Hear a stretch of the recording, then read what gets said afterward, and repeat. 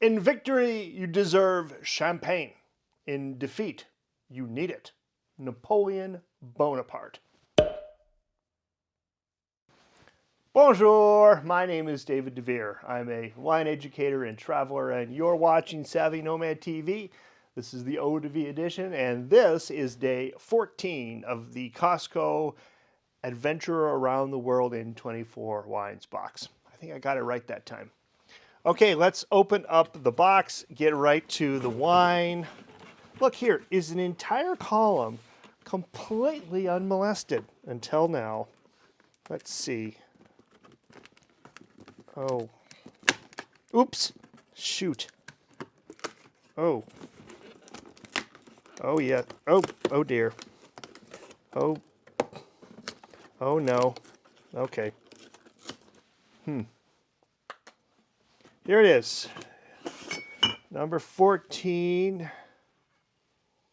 A white blend from Portugal. Another place Napoleon invaded.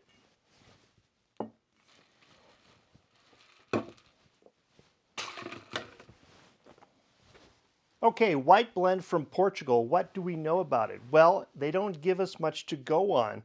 White blend could mean anything. It's a blend of white grapes. It could be 2, it could be 3, it could be more than that. It just means that there's less than 75% of one dominant grape in the bottle. So it could be, 74% Chardonnay and whatever else, something else, and whatever else, something else. Now, is white blends done very often? Yeah, actually they are. They're made in Bordeaux, which is a famous red blending place, and they blend Sauvignon Blanc and Semillon in Bordeaux in a couple different styles. They actually make a dessert wine that way with Semillon and Sauvignon Blanc as secondary, and they make a white wine called Graves with Sauvignon Blanc primary and Semillon secondary. In other parts of France, they make white blends. You will find a white blend of Viognier, Marsanne, and Roussanne from the Rhone River Valley. And then these things are copied around the world. In California, they make that same Sauvignon Blanc and Semillon blend in and around Napa Valley. So white blends, not as frequent as reds, but are still done often. Here, we don't know exactly what we've got. We're just going to have to taste it and guess. Now, Portugal has a long history of winemaking and a winemaking tradition. Of course, Portugal is that small country on the Atlantic coast stuck on the edge of the Iberian Peninsula. A lot of people often wonder, why didn't the Spanish just conquer Portugal? Well, there's a few geographic reasons. Rivers, canyons, and mountains come to mind, and the Portuguese didn't wanna, so they didn't. Even though they intermarried and they had trade and traditions, the Portuguese developed their own language, they developed their own trade routes. They were famous for discovering Africa for the Europeans. Of course, the Africans knew where they were already, and the Portuguese have their major colony outside of Portugal. The biggest society that still uses their own language is Brazil. Okay, I think that's enough intro on Portugal and blends. Let's get straight to the wine. When it comes to red blend or white blend versus single varietal, I am completely non-judgmental on which is better, because it's not a either or option here. It's both. They're both good, and it's up to the winemaker in both regards, with one exception, and I'll get to that with a second. It's up to the winemaker to make a good wine. Now, with a single variety, the winemaker also relies on the farmer to do an excellent job of growing and harvesting the grape. Now, the winemaker and the farmer could be the same person, or they could be different people. But in a single variety, you are hanging your hat on that person's skills and that year's weather. In a blend, you are not necessarily stuck to the benefit of a good winemaker. Now, Oh, that's tight. When I say that, I mean, if you have a single variety, you are really determinate on how well that grape has gone. If you're blending it, you can add other grapes to that wine and you can maybe make something more interesting or better tasting than just a single varietal. Michael Chapoutier, one of the biggest winemakers in the Rhone River Valley, famously said, anyone can make bad wine out of good grapes, but no one can make good wine out of bad grapes. I think he's right. Let's see what the Portuguese have blended up for us today. Filled out the top of my tasting card here. Of course, you can download a free copy of this from my website, or you can purchase the book from Amazon. And let's look at this. It's a pale yellow. Looks nice. It's not golden. It's more straw. I'm going to circle straw on my little color palette. Great. Let's see what it smells like. I have no preconceptions because I have no idea what the grape varieties are.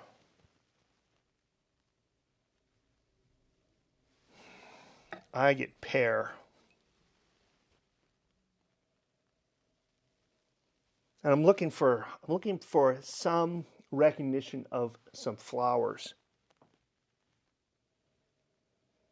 Oh, there's actually a little bit of herbs in here. And now I'm starting to get a little sweet note, a little bit of honey. Okay, grab my reading glasses and we'll go around the chart. Citrus. I could be convinced there's a slight bit of lemon. Berries. No. Orchard fruit. Yep, I got that straight off. Tropical fruit.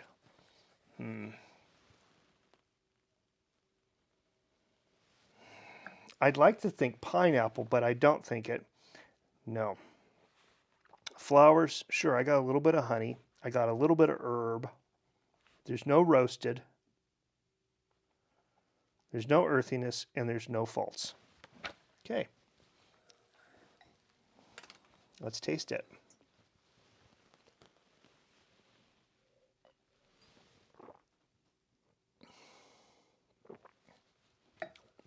All right. Dry or sweet?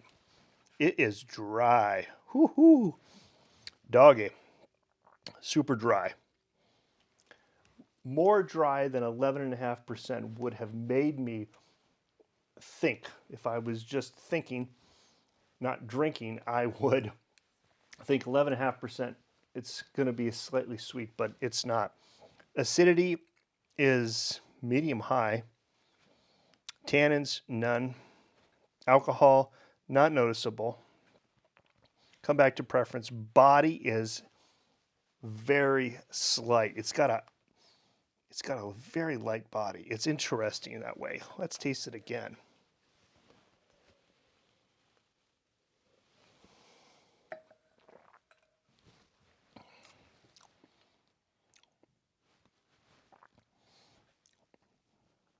Light body, good balance, not overly complex. And let's see, where's the finish? Kind of a quick finish.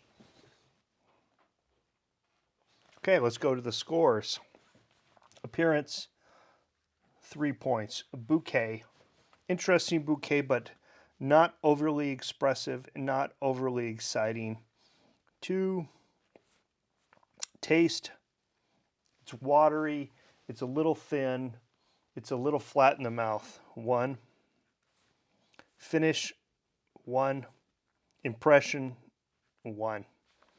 And then to my preference, slight. All right, I'm gonna go make my shape and do my math. Okay, here are my final scores for our day 14 Portuguese White Blend. It got an 8 points. Yeah, one more point, it would go from deficient to commercially okay. it's probably commercially okay, but 8 points is where I saw it. And the reason we do a scoring is that you're trying to pick out concepts of quality versus concepts of preference. You should be able to look at a wine, taste the wine, say this is a good wine or bad wine, and then say whether you like it or not. Just because you like something doesn't mean that it's better than something that you don't like. Something that you don't like might actually be higher quality. You need to think about the parameters that indicate quality, and then you're moving beyond someone who's just drinking wine and living life to someone who's actually thinking about it and becoming a connoisseur of wine. Maybe you'd want that, maybe you don't. Maybe you're just interested in learning about geography.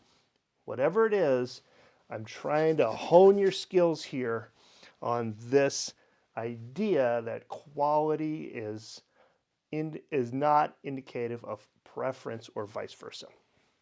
All right, here is my flavor profile. Kind of interesting. It started to smell up good, but then when I tasted it, the lower half kind of fell apart and it got a lower score.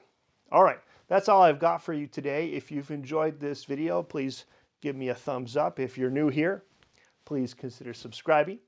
I will be back tomorrow for day 15. Until then, I say à tout à l'heure and cheers. Hi.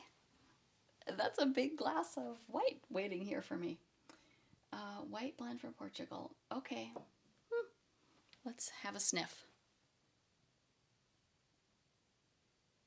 It's nice smelling, nothing strong, but just kind of your regular sweet and fruity smell. Let's have a sip.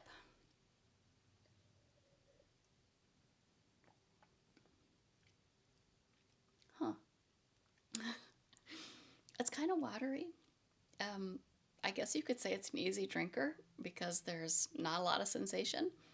It doesn't have a bad taste or a bad aftertaste. It doesn't have a lot of taste, but it's fine. Cheers.